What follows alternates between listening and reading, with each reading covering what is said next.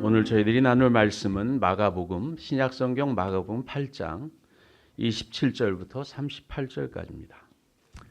저와 여러분이 한 절씩 교독하고 맨 마지막 절 38절은 같이 읽도록 하겠습니다.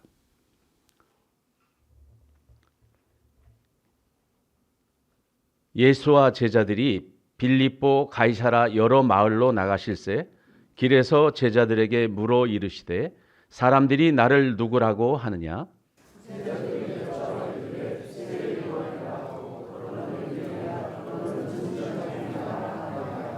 또 물으시되 너희는 나를 누구라 하느냐? 베드로가 대답하여 이르되 주는 그리스도시요 신이이다 하매 인자가 많은 고난을 받고 장로들과 대제사장들과 서기관들에게 버림받아 죽임을 당하고 사흘 만에 살아나야 할 것을 비로소 그들에게 가르치시되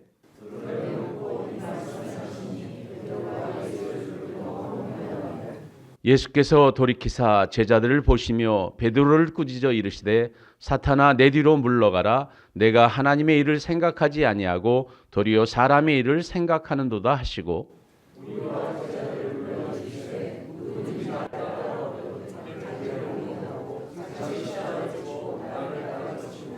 누구든지 자기 목숨을 구원하고자 하면 잃을 것이요 누구든지 나와 복음을 위하여 자기 목숨을 잃으면 구원하리라.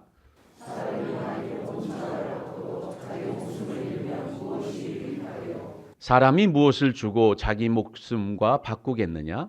누구든지 이 음란하고 죄 많은 세대에서 나와 내 말을 부끄러워하면 인자도 아버지의 영광으로 거룩한 천사들과 함께 올 때에 그 사람을 부끄러워하리라. 아멘.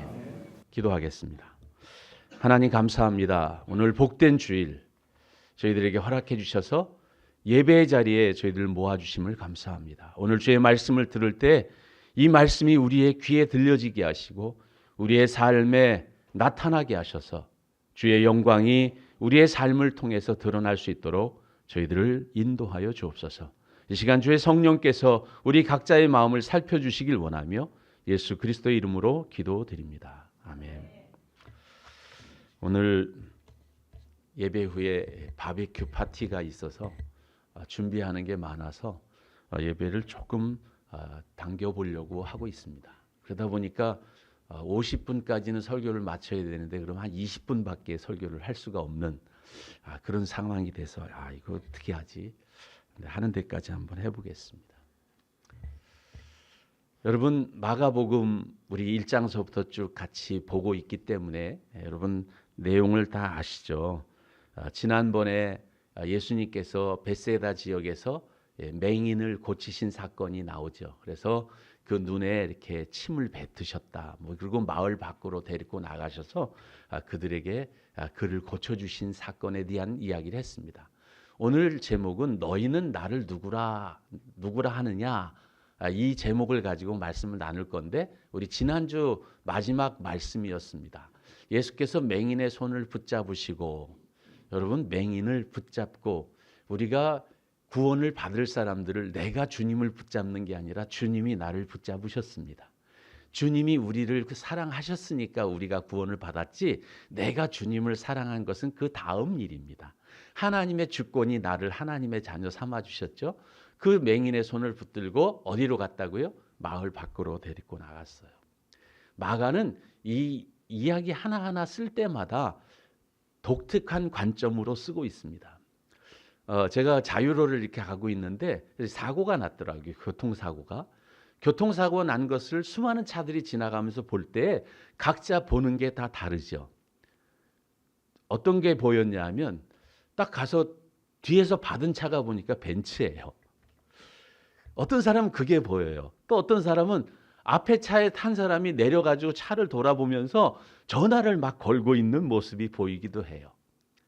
어떤 사람은 뒤에 탄 사람 가운데 내려가지고 막 분주하게 왔다 갔다 하면서 어떻게 당황한 얼굴이 보일 수도 있고 어떤 사람은 그 사고 때문에 차들이 꽉 서 있어서 막 막혀가지고 짜증이 나는 상황을 보신 분도 있겠죠. 한 사건을 볼 때 각각 관점에 따라서 다 다른 걸 본다는 사실입니다.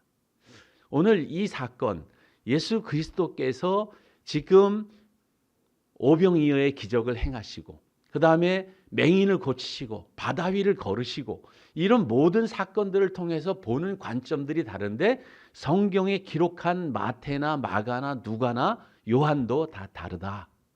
그들이 주장하고 싶고 그들이 핵심적으로 전달하고 싶은 내용들은 조금씩 차이가 있다.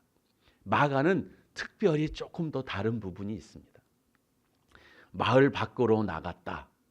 여러분, 마을 밖으로 나갔는데 그냥 마을 밖으로 단순히 나간 게 아니라 그 다음에 쭉 요 얘기는 시간이 없으니까 다음에 할게요. 예수님께서 그 사람을 고쳐주신 다음에 어떻게 했어요? 마을로 들어가지 말라. 여러분, 이게 말이 됩니까? 마을로 들어가지 않으면 저 사람은 어떻게 삽니까? 여러분 생각해 보셨어요?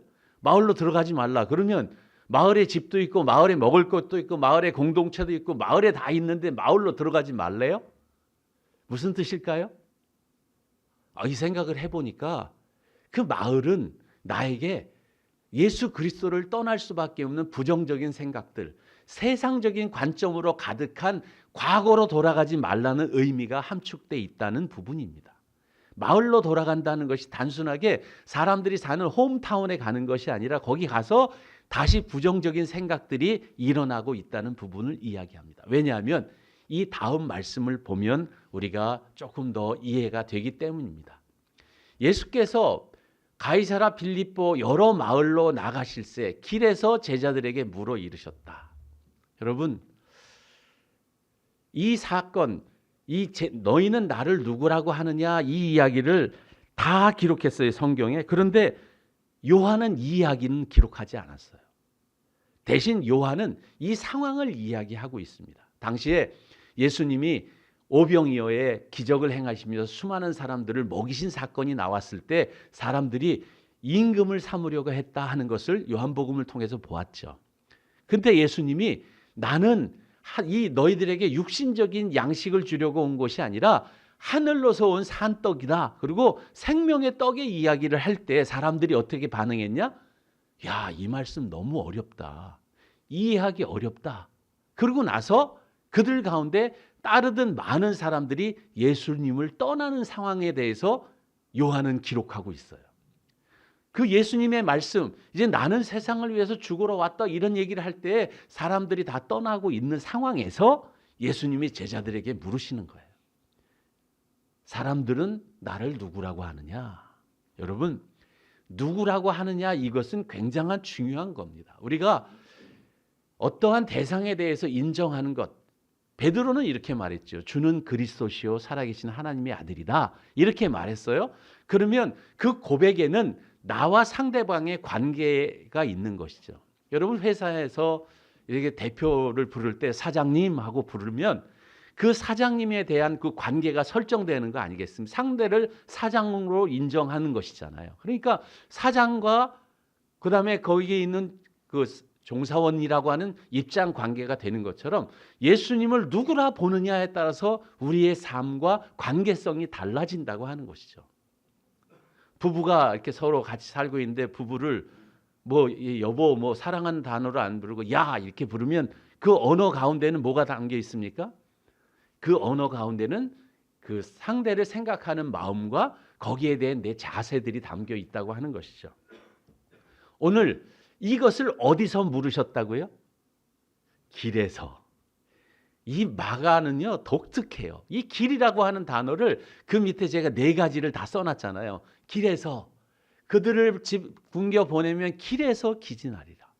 길 얘기를 계속해요. 이 길에서 그럼 도대체 뭘까? 그러면 누가는 어떻게 그것을 기록했을까? 누가는 장소에 대한 이야기를 거의 기록하지 않아요. 그리고 누가는 뭐라고 말하냐면 그냥 말할 때 거기 가이사라 빌립보 그 지역에서 말씀하실 때 그 상황에 대한 것만 간단하게 묘사합니다.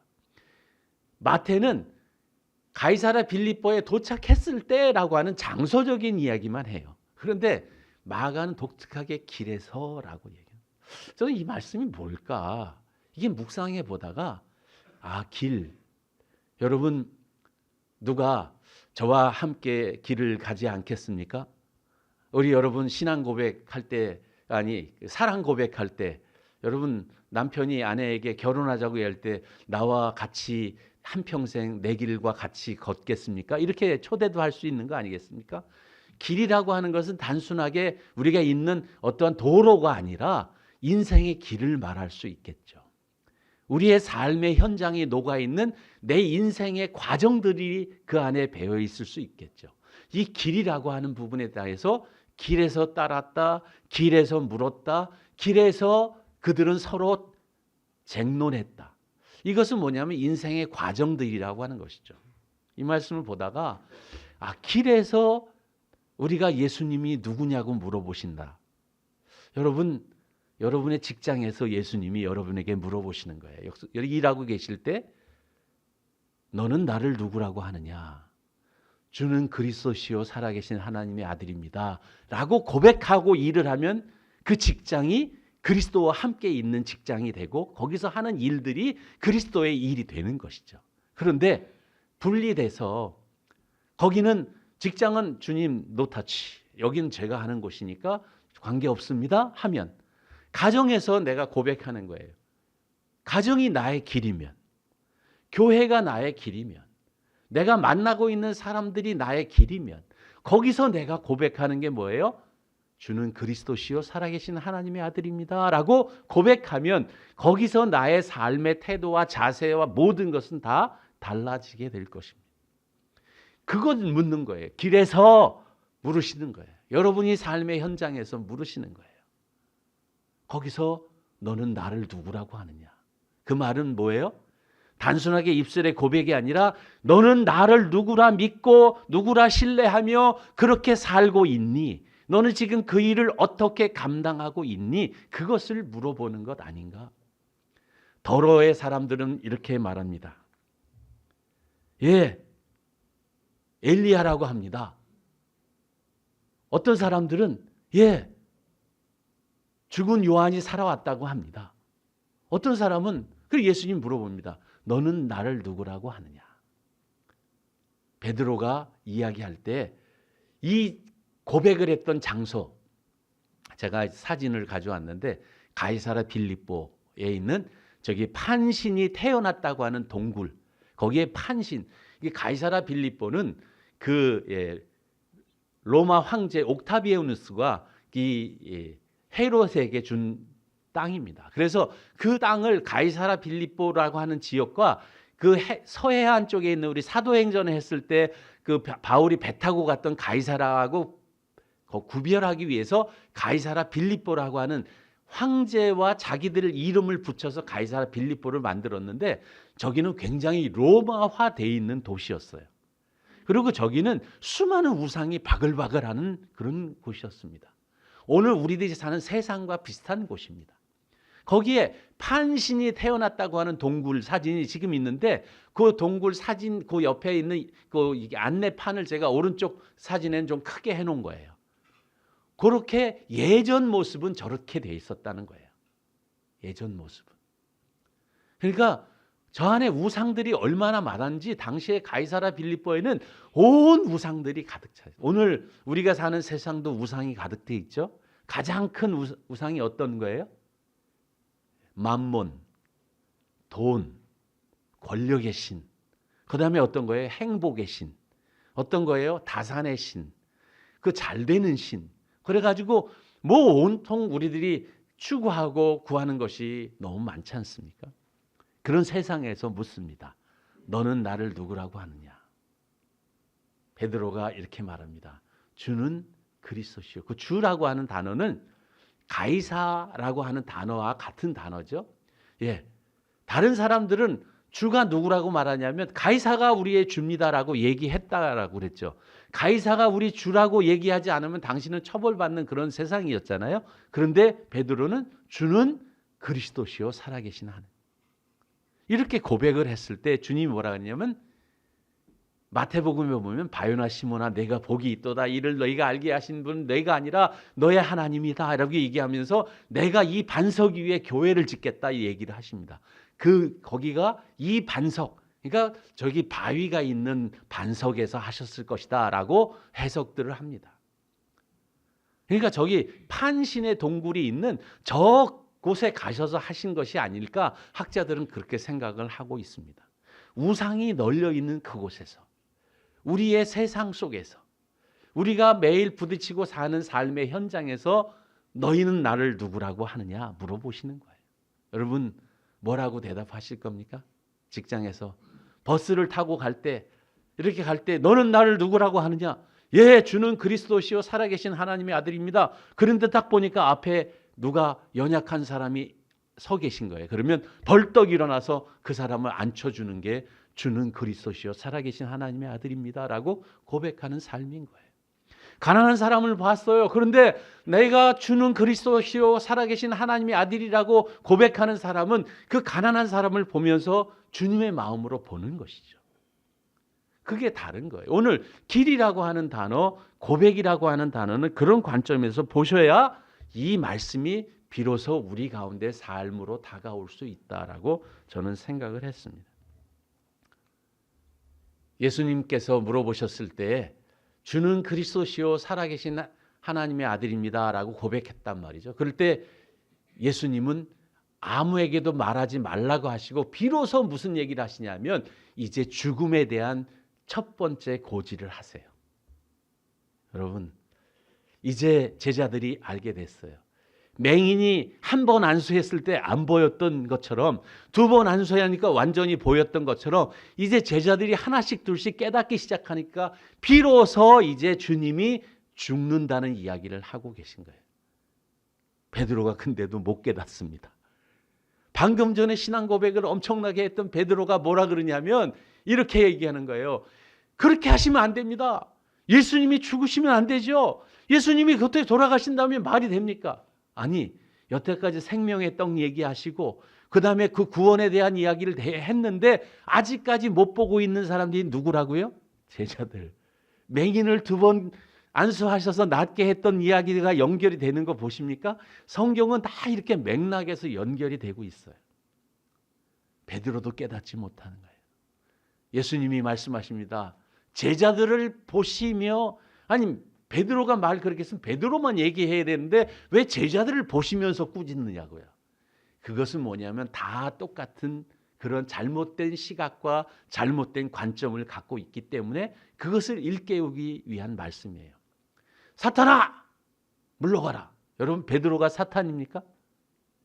요즘 사람들이 생각하는 사탄과 예수님이 사용하는 이 사탄이라고 하는 것은 다릅니다.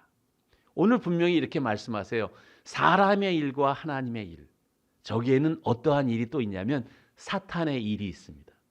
사탄은 예수님을 어떻게 하든지 구속사역을 완성하지 못하게 하려고 예수님이, 제가 지난번에 설명드릴 때 예수님 보러 시험할 때 예수님한테 그 돌로 떡을 만들어 먹으면 안 되는 이유 설명드린 거 기억나세요? 돌로 떡을 만들어 먹게 되면 예수님은 뭐라고요? 사람입니까? 하나님입니까? 하나님이 되는 거예요. 그러면 사람을 위해서 속죄할 자격이 있습니까? 없습니까? 자격이 없어져요. 그러니까 예수님은 철저하게 사람이 되셔야 되기 때문에 그 시험들을 다 물리치신 거예요. 사람이 떡으로만 살 것이 아니라 하나님의 입에서 나오는 말씀으로 산다라고 얘기하면서 그 시험을 물리치셔요. 사람으로서 그것을 하신 거예요. 그런데 오늘 이 사람의 일이라고 하는 것은 뭐냐? 인간적인 이야기. 스승과 제자의 이야기. 야, 스승과 제자 그러면 안 됩니다. 그런데 하나님의 일은 뭐예요? 예수님이 죽어서 십자가에서 모든 사람을 위해서 대속의 피를 흘려야 되는 하나님의 일이 있어야 된다는 거예요. 그런데 그 일을 반대하는 자가 사탄이다 그 말이에요. 그 일이 사탄이 그렇게 반대하게 만든다는 거예요. 베드로가 사탄이 아니라요. 우리 여러분 사탄은 요즘 말하면 이상한 영적인 걸로 해석하지만 그 당시까지만 해도 사탄은 대적자라는 의미만 갖고 있었어요. 대적하는 사람 이런 뜻이에요. 욥한테 나타났던 그 사탄은 대적하는 사람의 의미지 그게 요즘 말하는 영적으로 귀신의 왕 바알세불 그런 게 아니었어요. 사탄아, 하나님의 일을 거부하고 반대하는 사람이 되는 것이죠. 물러가라고 말씀하시면서 사람의 일, 여러분 우리 공동체가 하나님의 일과 사람의 일을 다 할 수 있습니다. 오늘 식사하고 우리 바베큐 파티하는 게 하나님의 일입니까? 사람의 일입니까? 네? 예, 하나님의 일입니다. 왜요? 왜요? 예, 그것을 먹으면서 주님을 기억하고 주님의 살과 피를 먹는 애찬의 자리가 되면 하나님의 일이 됩니다. 그런데 거기에 사람이 나타나면 사람의 일이 되는 것이죠. 모든 게 다 그렇습니다. 하나님의 일과 사람의 일, 하나님의 뜻이 무엇인지를 살펴보면서 나갈 때 그때 우리는 비로소 구원에 대해서 생각할 수 있게 되는 것이죠. 오늘 이제 말씀을 정리합니다. 예수님께서 말씀하시는 것이 뭐냐면 예수님은 이 땅에 오신 목적이 구원하러 오셨어요. 예수님께서 빵 만들어 먹이고 예수님께서 병 고치고 예수님께서 그러기 위해서 오신 것이 아니라 인생의 궁극적인 문제, 우리의 죄의 문제, 인생의 구원의 문제를 해결해 주시려고 이 땅에 오셨기 때문에 그 일들을 이제 완성해 가는 과정 가운데서 본인이 하나님의 아들이고 메시아임을 드러내기 위한 이적과 표적을 행하셨는데 그것을 바라보는 사람들의 관점이 떡을 먹고 배부른기 때문에 그것을 바라본다면 잘못됐다는 것입니다. 오늘 교회에 이렇게 오실 때 오늘 애찬이 바베큐 파티이기 때문에 오시라고 그래갖고 오신 분은 안 계신 거죠. 예, 바베큐 파티를 한다고 오신 거는 아닌 거. 예, 예배 드리러 오신 거잖아요. 예, 그래요. 그런데 바베큐 파티는 뭐냐? 애찬을 공동체가 기쁨과 잔치. 오늘 잔치 기분이 좀 나는 것 같아서 너무 감사해요. 그래서 저는 오늘 그런 생각이 들었어요. 우리가 하나님의 일을 하는 오늘이 되었으면 좋겠다. 너희가 나를 누구라고 하느냐? 오늘 식사하시면서도 고백할 단어가 뭐냐면 식사하시면서도 나는 예수 그리스도를 누구라고 하지? 숯불로 고기를 구우시면서도 나는 예수를 누구라고 하지? 그러면서 하시면 우리 공동체는 하나님의 은혜로 더 충만한 그런 공동체가 될 것입니다. 그런 은혜가 있는 그런 한 주간이 되기를 주의 이름으로 축원합니다. 우리 기도하겠습니다. 하나님 아버지 은혜와 사랑을 감사드립니다. 오늘 너희는 나를 누구라고 하느냐 말씀하신 주님. 주는 그리스도시요 살아계신 하나님의 아들입니다. 그 고백을 가지고 우리의 삶의 현장에서 살기를 원합니다. 우리의 가정에서 주는 그리스도시요 살아계신 하나님의 아들입니다. 그 고백을 드리는 가정생활이 되기를 원하고 우리의 관계 속에서 주는 그리스도시요 살아계신 하나님의 아들입니다라고 고백하며 거기에 맞는 태도, 거기에 맞는 자세, 그런 반응을 하는 믿음의 사람 되기를 원합니다. 오늘 주님께서 그러한 은혜를 저희들에게 부어 주옵소서. 성령으로 충만하게 하시고 그리스도가 나의 주, 나의 하나님을 고백하는 믿음의 삶을 살아갈 수 있도록 도와 주옵소서. 예수님의 이름으로 기도드립니다. 아멘.